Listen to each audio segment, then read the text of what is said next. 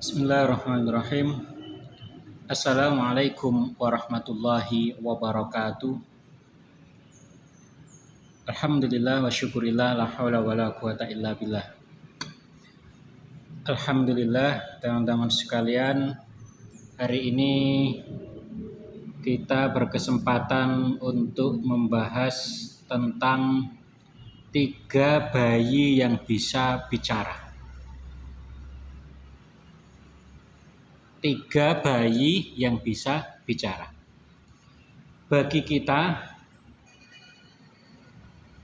bayi yang bisa bicara itu sesuatu yang mustahil. Namun sebagai umat Islam, kita wajib meyakini bahwasanya tidak ada yang mustahil bagi Allah. Jika Allah sudah menghendaki,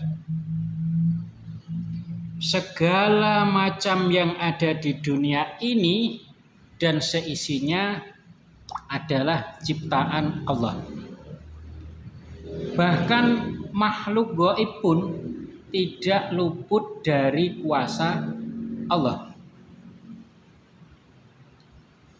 Teman-teman sekalian, dalam kehidupan ini banyak sekali hal-hal yang mustahil bagi kita manusia, namun tidak bagi Allah. Karena tidak ada yang mustahil bagi Allah jikalau Allah sudah menghendaki.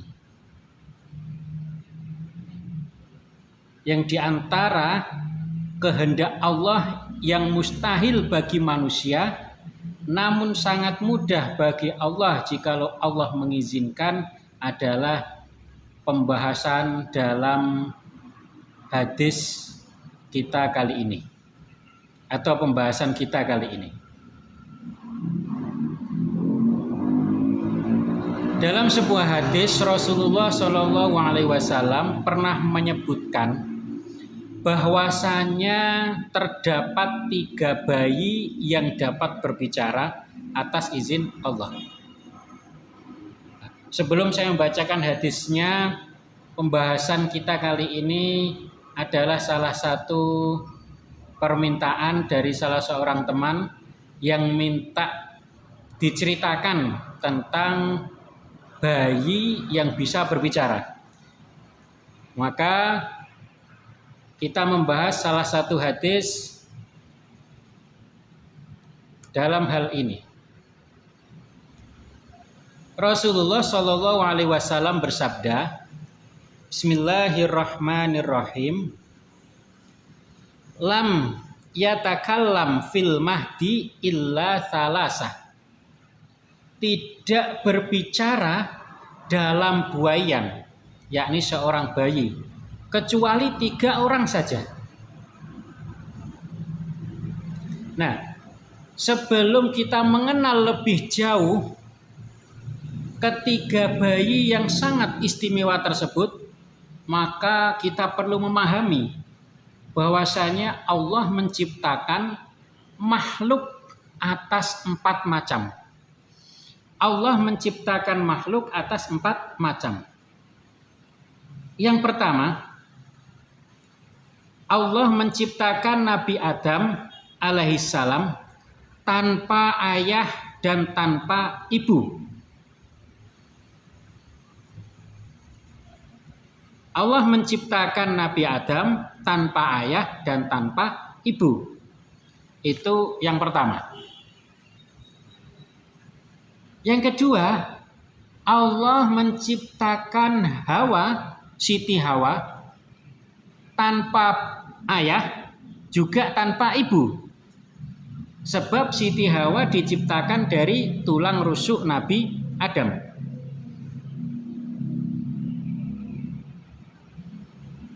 Adapun yang ketiga, Allah menciptakan Nabi Isa dari seorang ibu, namun tanpa seorang bapak. Ini yang agak seru ini.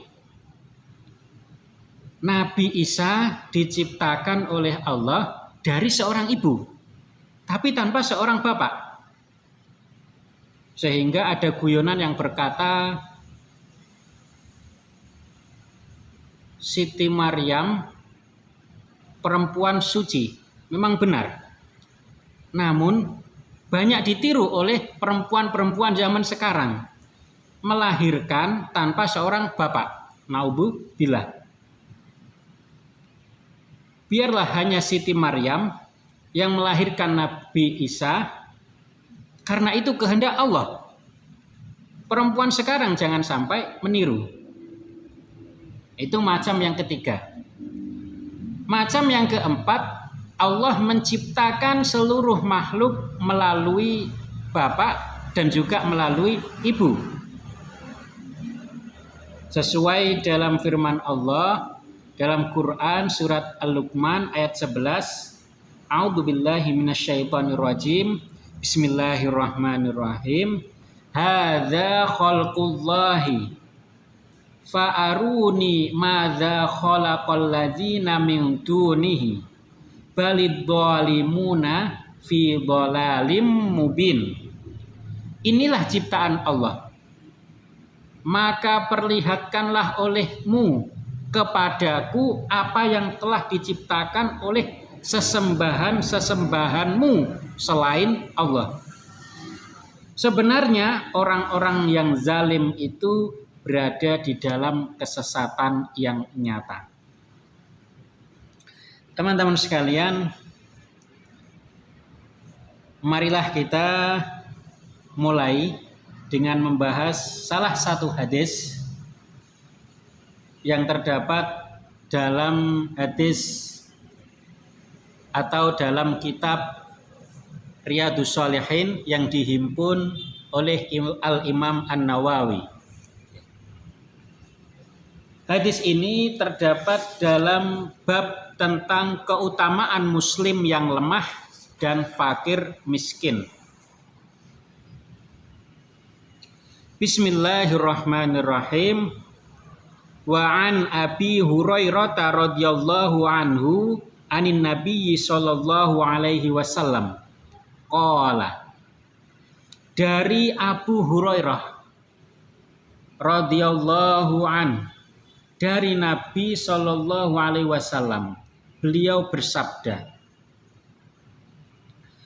lam yatakallam fil mahdi illa salasah. Tidak ada bayi yang bisa berbicara kecuali 3 saja. Tidak ada bayi yang bisa bicara kecuali 3. Yang pertama yakni bayinya Nabi Isa, atau Nabi Isa ketika waktu masih bayi di dalam buaian gendongan Maryam. Maka lihatlah ketika Maryam membawa Nabi Isa, maka Bani Israel memberikan pengakuan sebagaimana yang diabadikan Allah dalam Quran surat Maryam ayat 28. A'udzubillahi minasyaitonirrajim. Bismillahirrahmanirrahim. Ya ukhta Haruna, makana abuki imra'a sau'in wa makanat ummuki bagiyah. Wahai saudara perempuan Harun, ayahmu sekali-kali bukanlah seorang yang jahat, dan ibumu sekali-kali bukanlah seorang pezina. Itu yang dikatakan oleh Bani Israel ketika mengetahui Maryam membawa bayi Nabi Isa. Apa yang dikatakan oleh Maryam? Maryam tidak berkata-kata. Namun Maryam mengatakan apa yang ada dalam Quran surat Maryam ayat 29.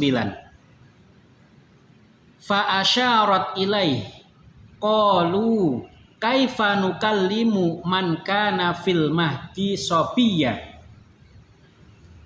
Maka Maryam menunjuk kepada anaknya, memberikan isyarat. memberikan kepada anak yang sedang dalam gendongan, sedang dalam buaian. Dan mereka tertawa, para Bani Israel mentertawai. Lalu mereka pun mengatakan, bagaimana kami akan berbicara dengan anak kecil yang masih di dalam ayunan? Qadarullah, dengan izin Allah Subhanahu wa taala, beberapa saat kemudian Nabi Isa yang masih bayi dapat berbicara. Menurut suatu pendapat, yakni Syekh Aid Al-Qarni, Nabi Isa kala itu dapat berbicara dengan suara yang sangat fasih, suara yang sangat jelas dan juga lucu dalam waktu 3 hari. Nah, inilah sosok bayi pertama yang dimaksud Nabi Muhammad yang dapat berbicara. La yatakallamu fil mahdi illa thalasa. Tidak ada yang berbicara ketika bayi kecuali 3 orang saja. Yang pertama adalah bayi Nabi Isa.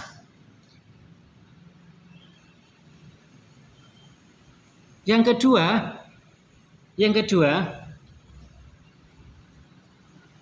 wasakhibu Juraij, dan bayi yang menyelamatkan Juraij atau sahabatnya Juraij. Wa kana Juraijun rajulan abidan fattakhadha ma'atan fakana fiha fa'atathu ummuhu wa huwa yusolli. Dalam sebuah cerita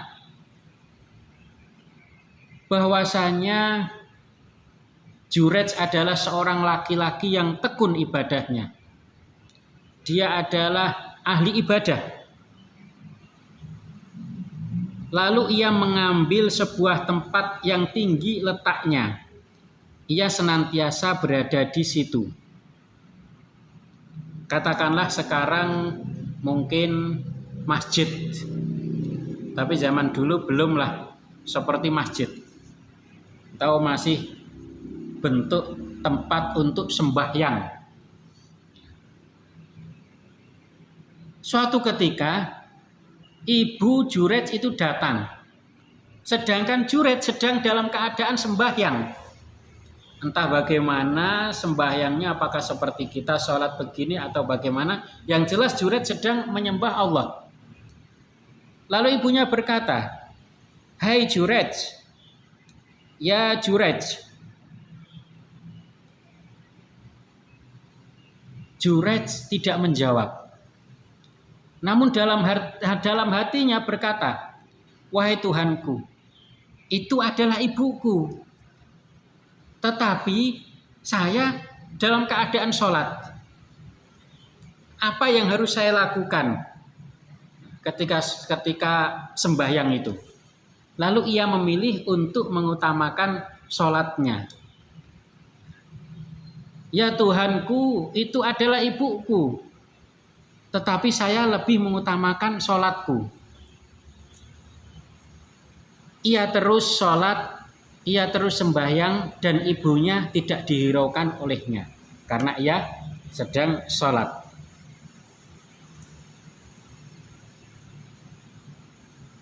Saya lanjutkan.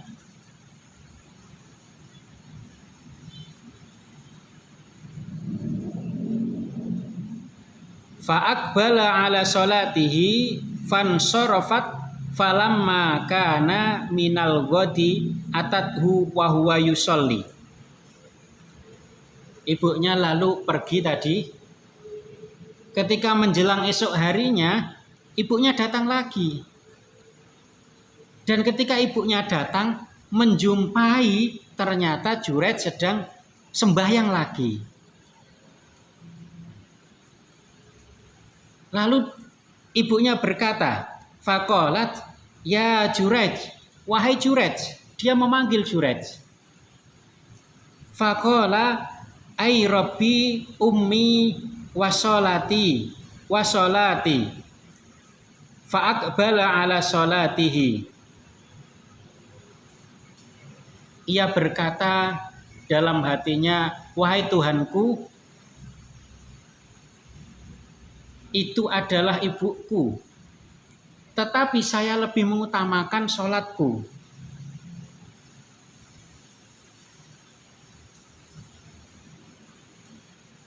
Ia terus masih dalam keadaan sholat ketika ibunya datang. Falamma kana minal ghadi atathu wa huwa yusolli faqalat ya Juraij. Selanjutnya pada esok harinya lagi, ibunya datang lagi untuk ketiga kalinya. Dan ia pada waktu itu masih dalam keadaan sembahyang. Atau bertepatan pada waktu ibunya datang dia masih bersembahyang. Dan ibunya memanggil lagi, ya Juraij. Ia berkata pula dalam hatinya, Juraij tadi, wahai Tuhanku, itu adalah ibuku. Tetapi saya lebih memilih atau mengutamakan sholatku. Ai Rabbi ummi wa sholati fa'aqbala ala sholatihi. Dia lebih melanjutkan untuk melaksanakan sholat. Lalu ibunya berdoa. Ibunya berkata, Allahumma la tumithu hatta yang dura ila wujuhil mumisati. Ya Allah, janganlah engkau mematikannya atau mematikan Juraij sehingga ia melihat wajahnya wanita-wanita pelacur. Ibunya berdoa demikian.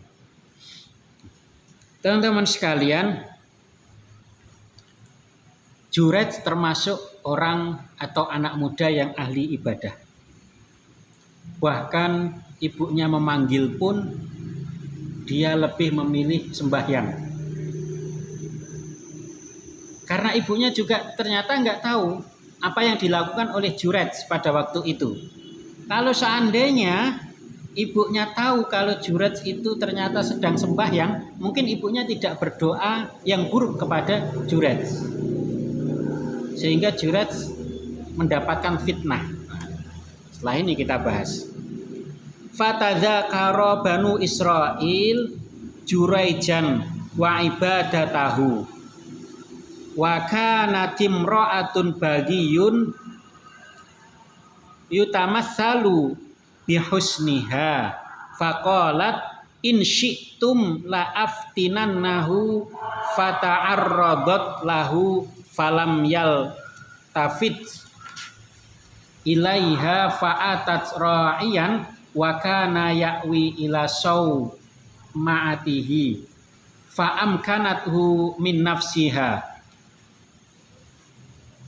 fawaqa'a 'alaiha fahamalat falamma waladat qalat. Jadi ceritanya kaum Bani Israel itu menyebut-nyebut diri Juraij. Kenapa? Karena ketekunan dalam beribadah.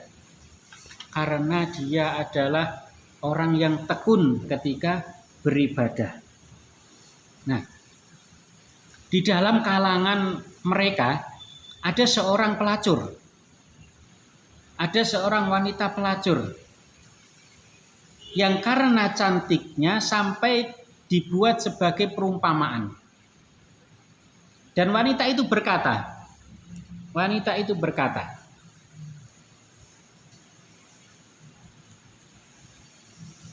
jikalau engkau semua suka, niscaya dapatlah aku menfitnahnya.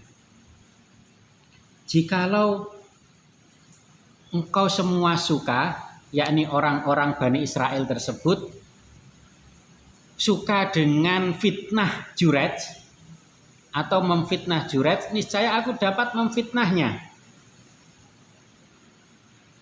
Wanita itu menunjukkan diri pada Juraij setelah itu. Tetapi Juraij tidak menoleh sama sekali pada wanita itu. Lalu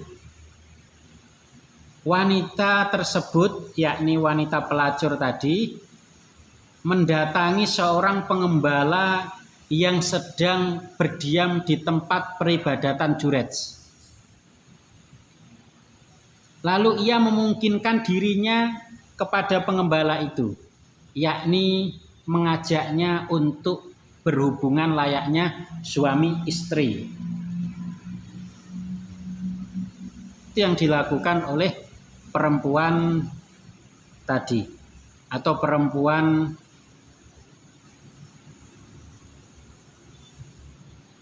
pelacur tadi bersama dengan seorang pengembala. Karena Jurej mau difitnah, diajak untuk berhubungan layaknya suami istri, Jurej sama sekali tidak mau, sama sekali tidak menginginkan, dan sama sekali tidak tergoda. Dan dengan pengembala tadi, akhirnya dia pun berbuat atau melakukan perbuatan zina, yang akhirnya sang perempuan pelacur tadi menjadi hamil atau mengandung. Nah, ketika perempuan tadi melahirkan seorang bayi, perempuan tadi berkata, perempuan tadi berteriak keliling desa atau mengkabarkan kepada semua orang dengan mengatakan, bayi ini adalah hasil persetubuhanku dengan Jurej. Nah, difitnahlah Jurej. Bayi ini adalah hasil persetubuhanku dengan Jurej.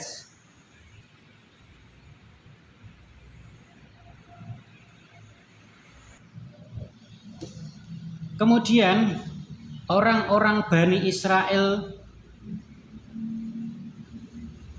yang menyebut-nyebut Jurej adalah orang ahli ibadah, tapi mereka tidak menyukai dengan Jurej.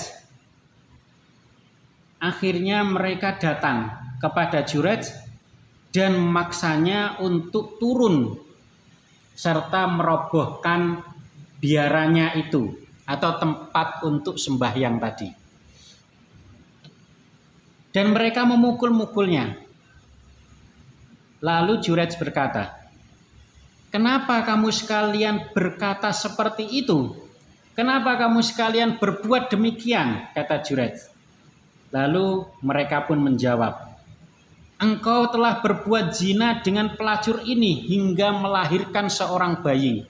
Tuduh mereka karena mendapat kabar dari seorang pelacur tadi yang mengatakan bahwasanya bayi ini adalah hasil dari hubungan gelap dia atau hubungan yang dilarang dengan Jurej hingga dia melahirkan seorang bayi. Lalu Jurej bertanya, mana bayinya? Lalu mereka membawa bayi itu dan Jurej berkata, tunggulah dulu, saya akan sholat terlebih dahulu. Dan Jurej pun sholat. Dan ketika Jurej selesai sholat, Jurej datang kepada bayi itu. Lalu dipijatlah perut bayi tadi.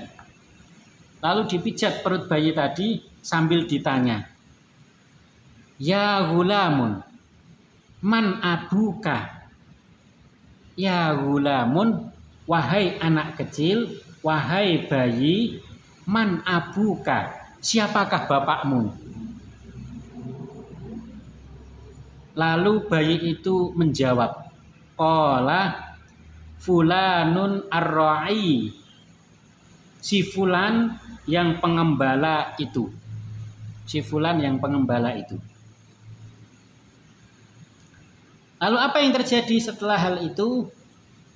Fa'aqbalu ala Jurayjin yuqabbilunahu wa yatamassahuna bihi wa qalu nabni laka sawma'ataka min dahabin. orang-orang Bani Israel tadi akhirnya mencium Jurej, meminta maaf kepada Jurej sambil berkata, kami akan membangunkan sebuah biara dari emas untuk kamu. Luar biasa teman-teman sekalian. Ternyata zaman dahulu orang banyak yang mempunyai kekayaan yang sedemikian rupa. Sampai-sampai membangun biara pun menggunakan emas. Membangun tempat ibadah untuk sembahyangnya Jurej. Lalu Jurej berkata, qala la u'iduha min tinin kama kanat fafa'alu. La u'iduha min tinin kama kanat fafa'alu. Jurej berkata, jangan, bangunlah kembali biara dari tanah sebagaimana semula.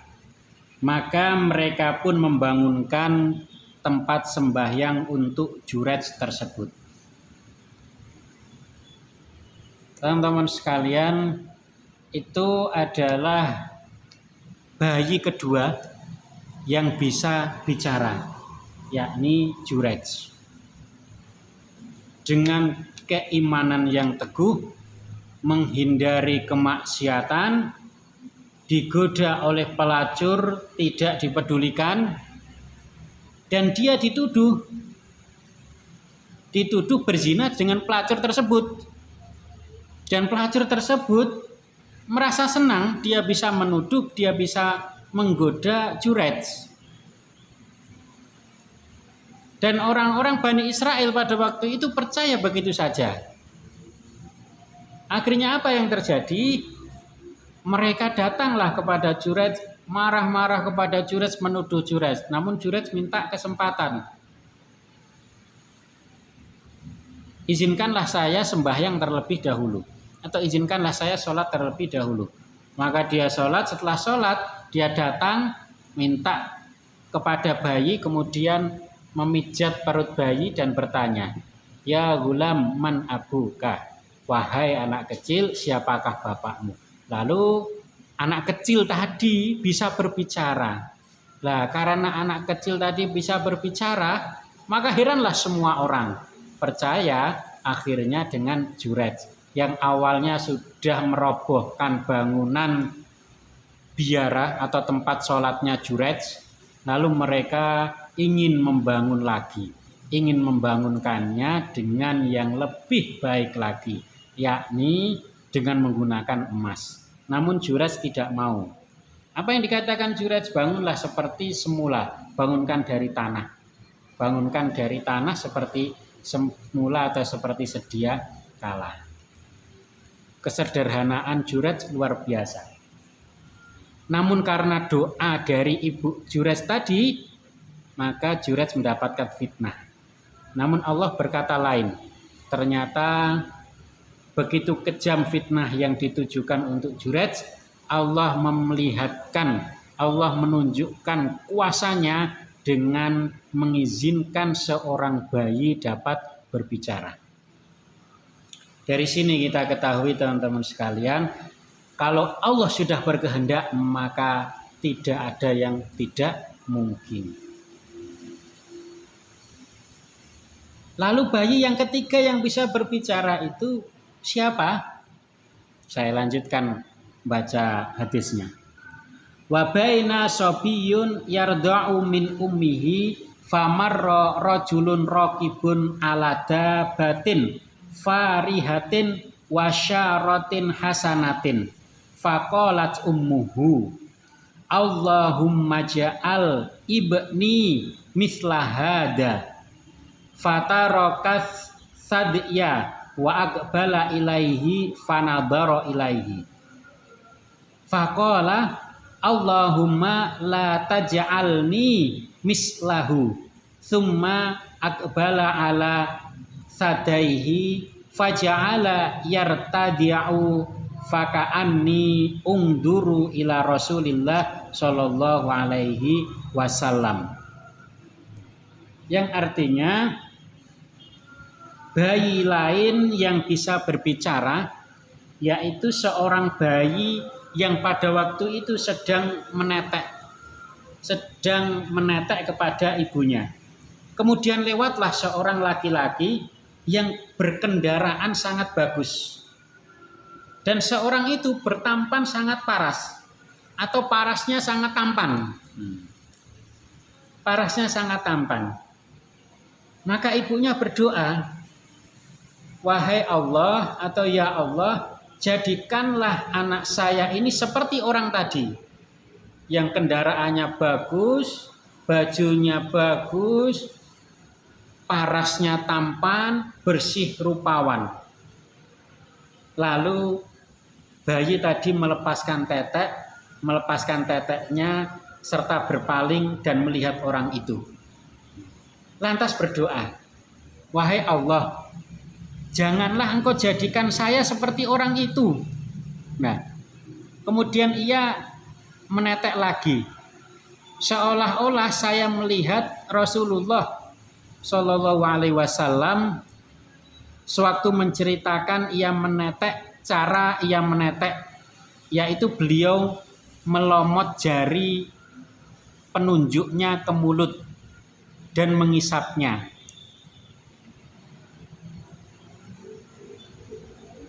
Ibu yang mempunyai keinginan anaknya nanti menjadi seperti orang yang tadi.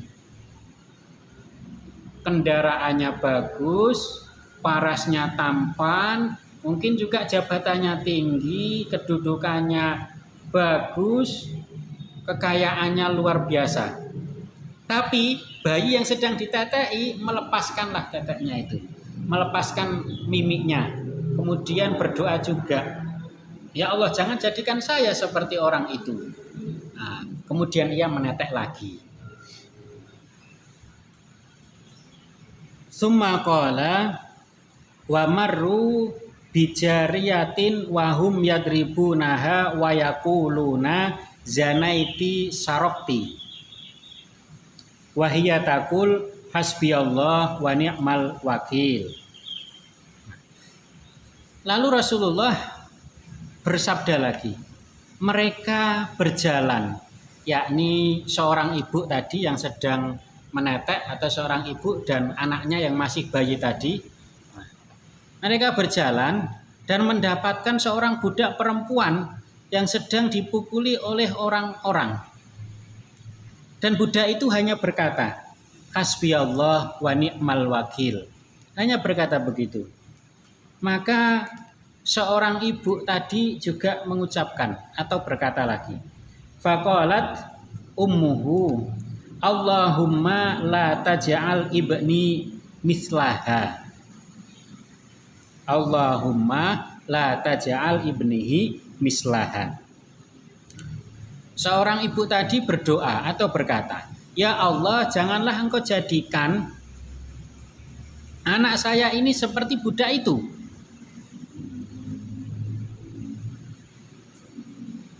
Fatarokar rodoa wa nadhara ilaiha faqala Allahumma ja'alni mislaha.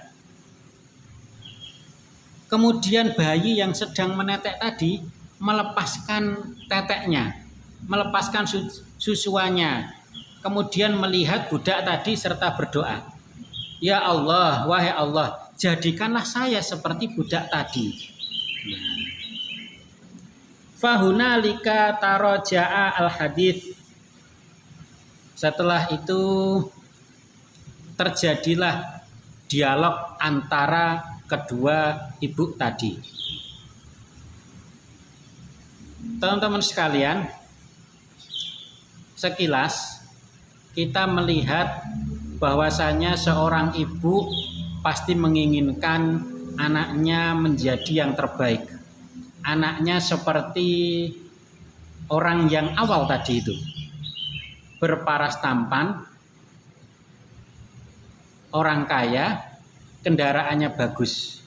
Namun anak yang masih bayi, yang masih kecil justru berkata, "Jangan, ya Allah, jangan jadikan saya seperti itu."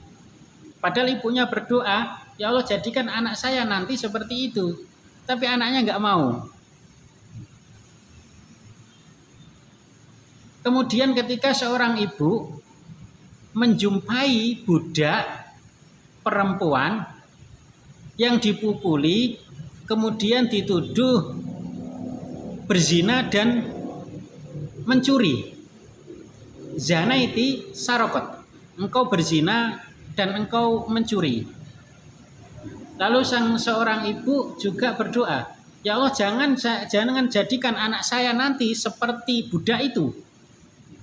Lalu apa yang dikatakan si anak? Dia melepas teteknya, melepas mimiknya, kemudian dia berkata dan dia berdoa, ya Allah, jadikanlah saya seperti budak itu.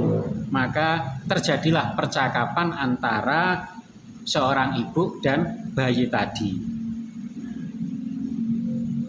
Lalu ibunya berkata dalam percakapannya itu, marra rajulun hasanun al-hay'ah fakultu Allahumma ja'al ibni mislahu. Fakulta Allahumma la taj'alni mislahu. Ibunya tadi berkata, tadi ada seorang anak laki-laki yang sangat bagus keadaannya, berkendara yang bagus. Kemudian saya berdoa, wahai Allah, jadikanlah anak saya seperti orang itu. Tetapi engkau malah berdoa, wahai Allah, jangankanlah engkau jadikan saya seperti orang itu. Nah, berbeda keinginan ibu dengan keinginan seorang anak. Wa marru bihadhil amati wa hum yadribunaha wa yaqulun zanaiti sarokati. Fakultu Allahumma la taj'al ibni mislaha. Fakulta Allahumma ja'alni mislaha. Dan ketika ada seorang budak yang sedang dipukuli dan dituduh, kamu berzina, kamu mencuri, dan saya berdoa, ya Allah, janganlah engkau jadikan anak saya seperti itu. Tetapi kamu berdoa, wahai Allah, jadikanlah saya seperti budak itu. Nah, qala,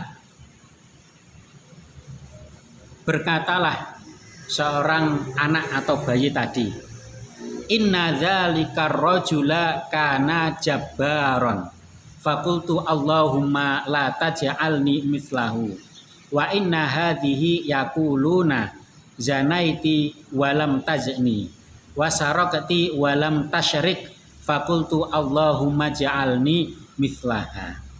Seorang bayi tadi kemudian berkata, sesungguhnya anak laki-laki itu adalah orang yang sombong.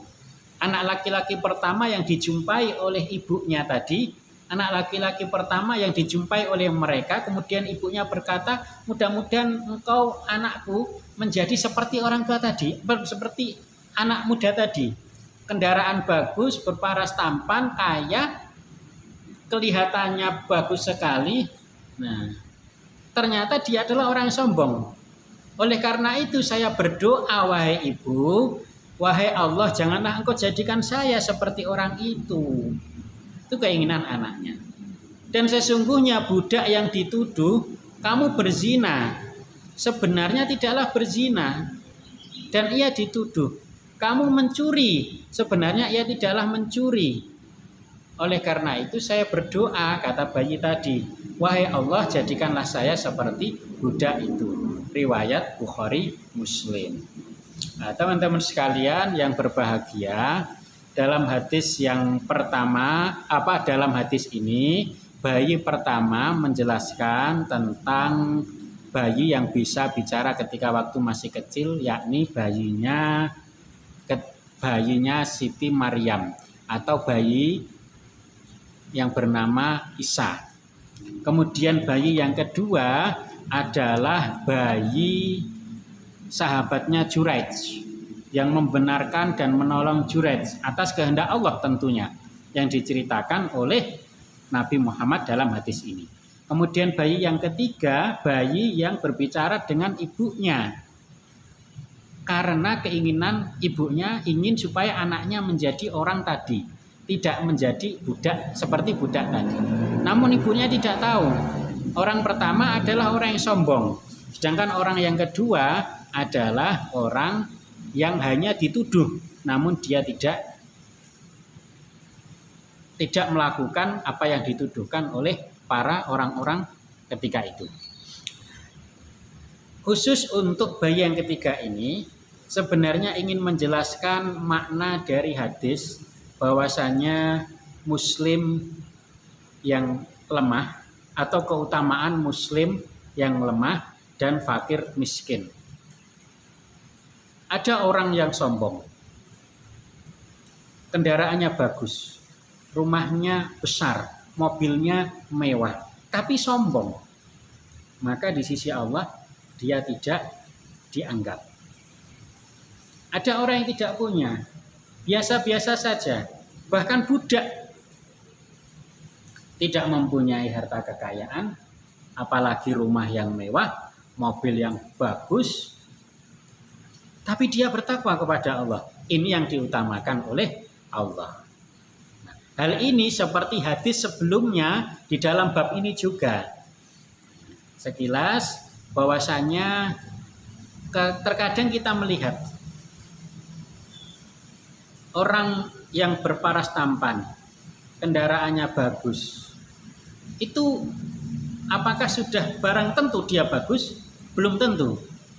Juga bisa jadi dia memang benar-benar orang yang bagus. Ya alhamdulillah. Tapi belum tentu. Sehingga dalam hadis yang lain, Bismillahirrahmanirrahim. Wa an Abil Abbas Sahli bin Sa'idi radhiyallahu anhu qala marra rajulun 'alan nabi sallallahu alaihi wasallam. Dari Abul Abbas Sahal bin Sa'ad As-Sa'di radhiyallahu anhu berkata, marra rajulun 'alan nabi sallallahu alaihi wasallam.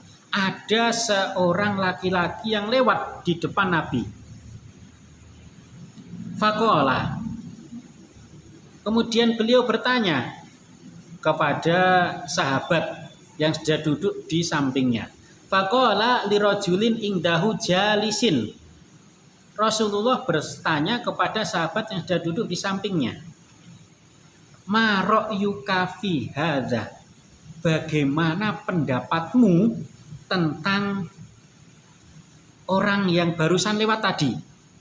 Rasul bertanya kepada sahabat yang sedang duduk di sampingnya. Bagaimana pendapatmu tentang orang yang barusan lewat tadi? Karena ada seorang yang barusan lewat. Lalu apa kata sahabat?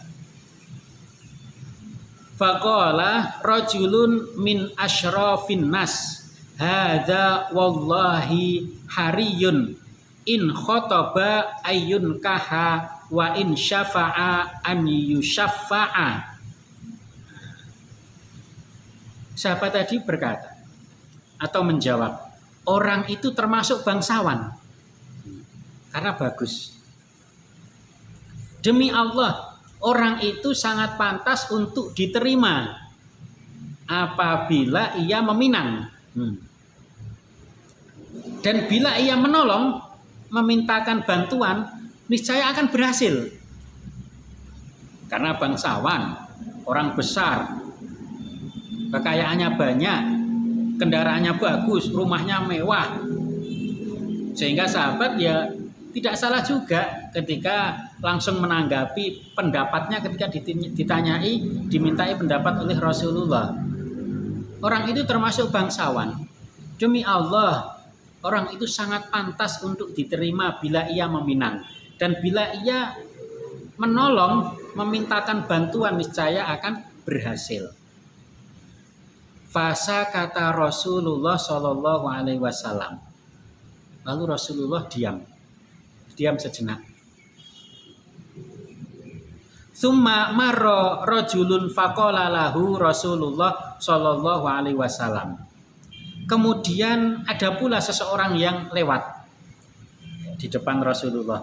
Tiba-tiba ada seseorang yang lewat lagi.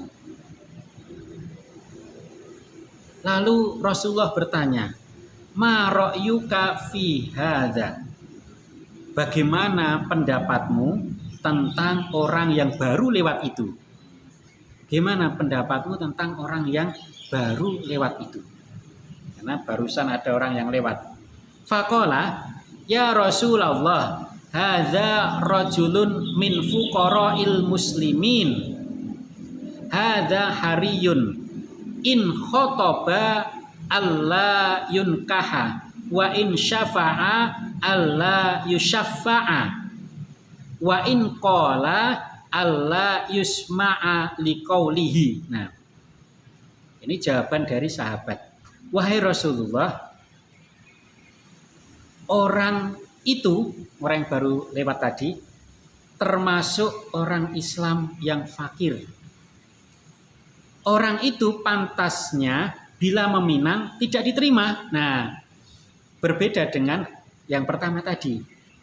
Dan bila ia menolong, memintakan bantuan, niscaya tidak akan berhasil.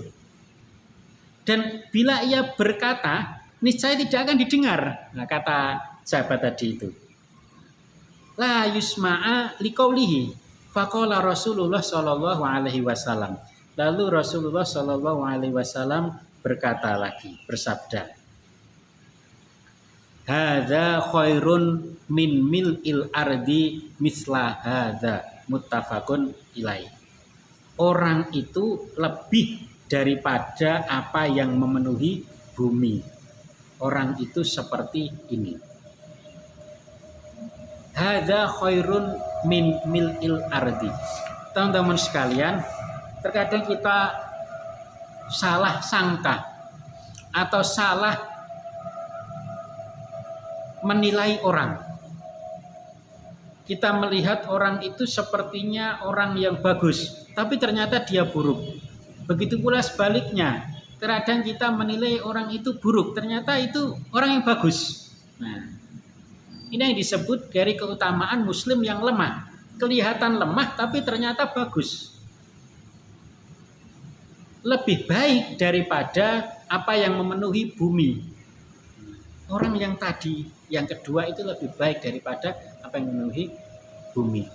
Nah, dari sini kita mengetahui pendapat sahabat mengenai orang yang bangsawan ketika ia berkata didengar, ketika ia meminang diterima, ketika ia menolong berhasil menurut sahabat. Tapi Rasulullah diam. Belum tentu. Namun ketika melihat orang yang biasa, fakir, ya, dalam hadis ini, ketika ia berbicara tidak akan didengar. Ketika ia menolong tidak akan berhasil. Ketika ia meminang tidak akan diterima, kata sahabat. Tapi ternyata Rasul berkata lain. Bahwasanya orang ini yang barusan lewat, yang dianggap fakir tadi itu adalah orang yang bagus, orang yang lebih baik daripada bumi dan seisinya. Maka hadis ini mengajarkan kepada kita bahwasanya terkadang orang yang lemah di hadapan kita itu bisa jadi orang yang kuat di hadapan Allah. Maka dalam Al-Quran pun kita dilarang untuk mengajak, mengolok-olok. Karena bisa jadi orang yang kita ejek, orang yang kita olok-olok adalah lebih baik daripada kita. Adalah lebih baik daripada yang mengolok-olok. Saya lanjutkan hadisnya. Ini masih ada kaitannya dengan cerita 3 bayi yang bisa bicara tadi. Karena ini satu runtutan tema hadis.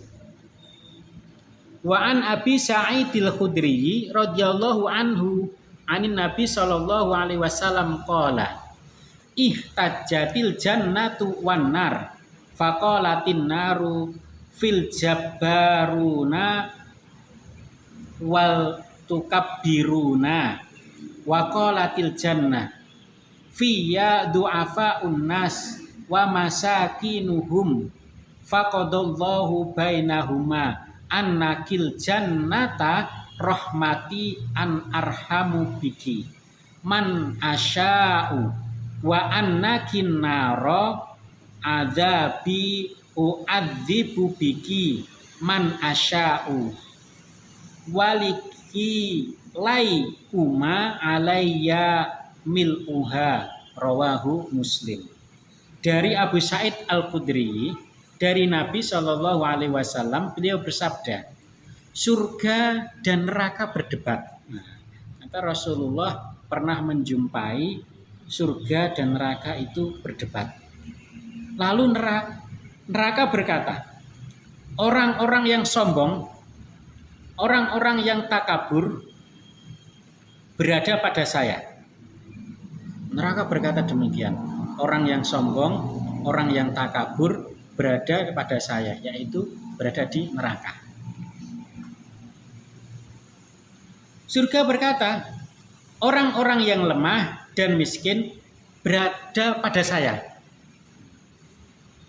Orang sombong, membanggakan diri, seolah paling kuat, takabur, tidak melihat kanan kiri, membanggakan apa yang diberikan oleh Allah, seolah-olah itu hasil dari usahanya sendiri, padahal itu adalah hasil dari Allah Subhanahu wa Ta'ala. Kata neraka, orang-orang sombong dan takabur berada pada saya, masuklah pada neraka.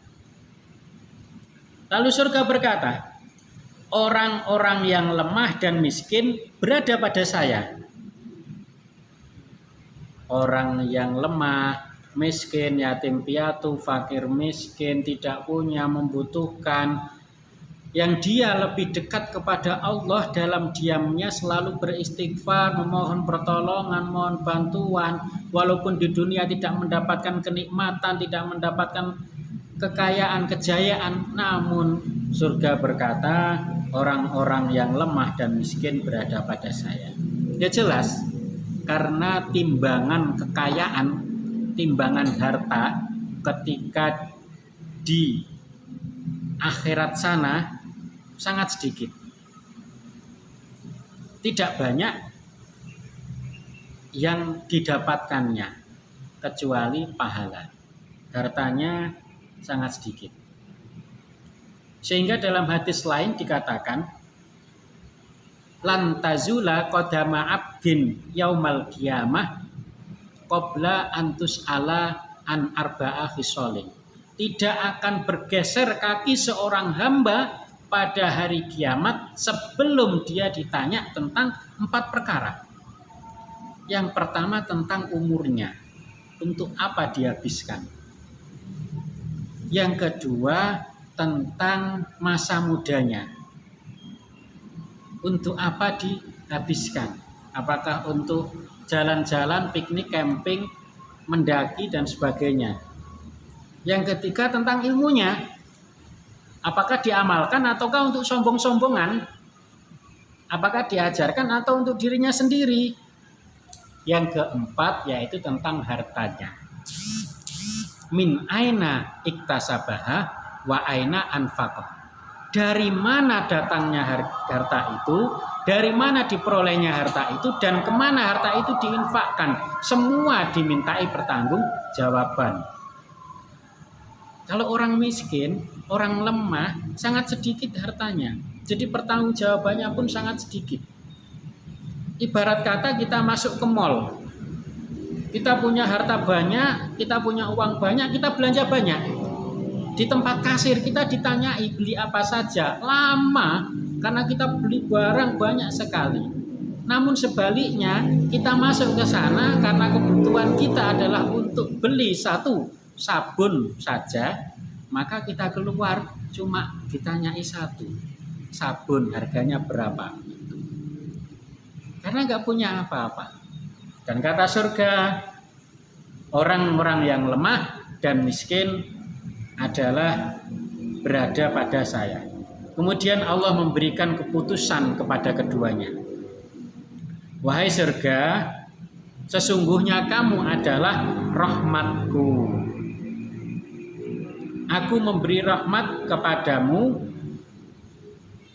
Aku memberi rahmat dengan kamu kepada siapa saja yang ku kehendaki, kata Allah.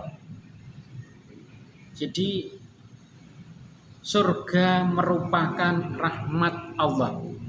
untuk orang-orang pilihan. Yang dikehendaki oleh Allah masuk surga, maka dialah milik surga. Aku memberi rahmat dengan kamu kepada siapa saja yang kukehendaki. Kemudian, wahai neraka, sesungguhnya kamu adalah siksaanku. Aku menyiksa dengan kamu kepada siapa saja yang aku kehendaki. Dan masing-masing dari kamu, surga dan neraka, akulah yang akan menentukan isinya. Tidak peduli apakah dia orang kaya. Kalau dia tidak beribadah, maka dia masuk neraka. Tidak peduli apakah jabatannya tinggi. Kalau dia tidak mengabdi kepada ilahi, maka dia masuk neraka. Tidak peduli berapa kedudukan, jabatan, kekayaan, harta. Kalau dia tidak bertakwa kepada Allah, maka dialah tempatnya di neraka. Dan siapapun yang sombong, takabur, acuh, tidak mempedulikan sesama, maka kata neraka tadi, orang-orang yang sombong dan takabur berada kepada saya. Begitu pula sebaliknya, orang fakir miskin, orang lemah yang beribadah pasti kepadaku, yaitu ke surga. Namun juga sebaliknya, dan bisa jadi orang lemah, miskin, kalau tidak mau beribadah juga ke neraka. Maka semua atas kehendak Allah.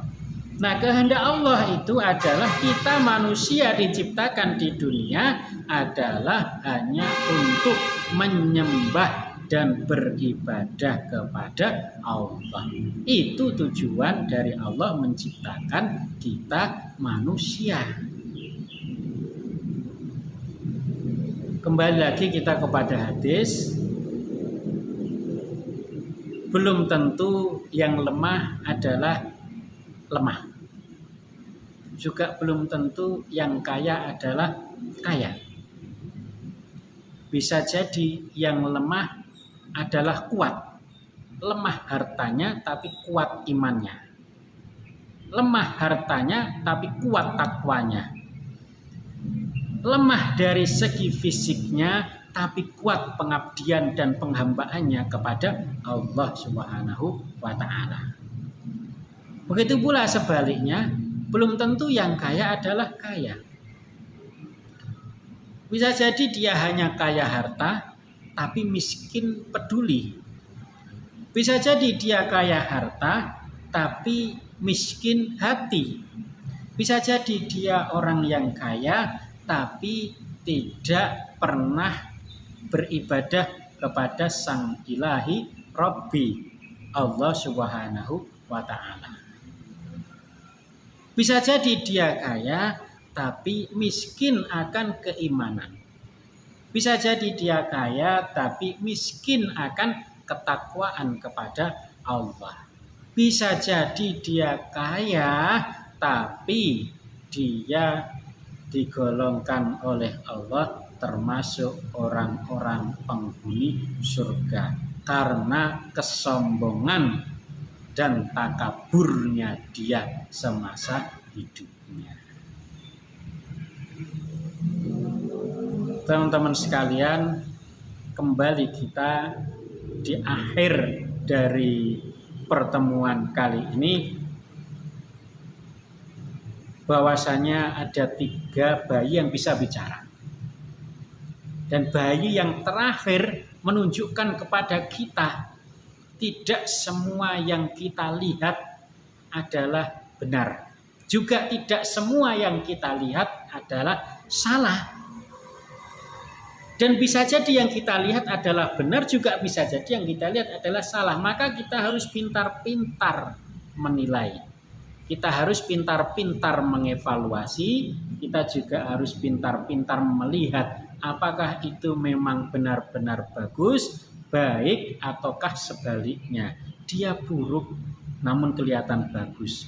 Dia baik walaupun kelihatan buruk.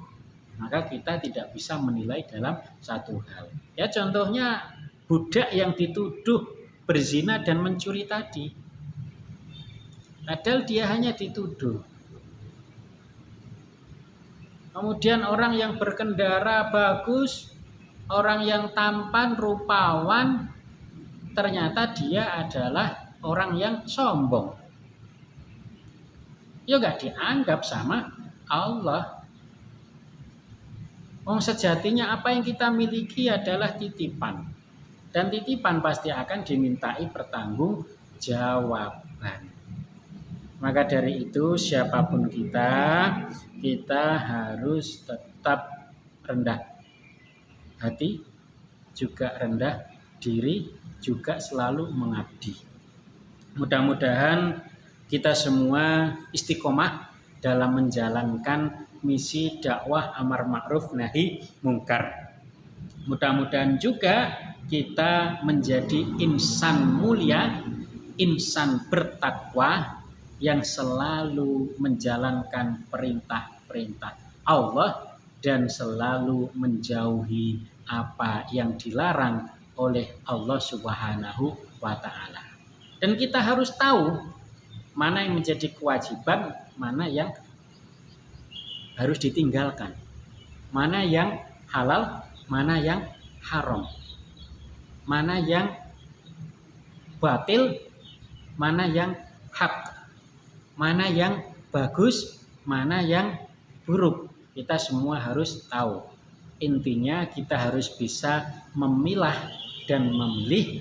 Kita harus bisa selalu menjaga diri kita supaya berada dalam kebenaran dan kebaikan. Sehingga kita benar-benar digolongkan oleh Allah termasuk golongan orang-orang yang bertakwa, dan kita digolongkan oleh Allah Subhanahu wa Ta'ala menjadi orang yang selalu mengikuti sunnah Nabiullah Muhammad Rasulullah Shallallahu Alaihi Wasallam. Itu sedikit yang bisa saya sampaikan. Mudah-mudahan yang sedikit ini bermanfaat bagi kita semua, khususnya bagi diri saya sendiri. Demikian, kurang lebihnya mohon maaf. Akhirul kalam, billahi taufiq wal hidayah, waridho wal inayah. Wassalamualaikum warahmatullahi wabarakatuh.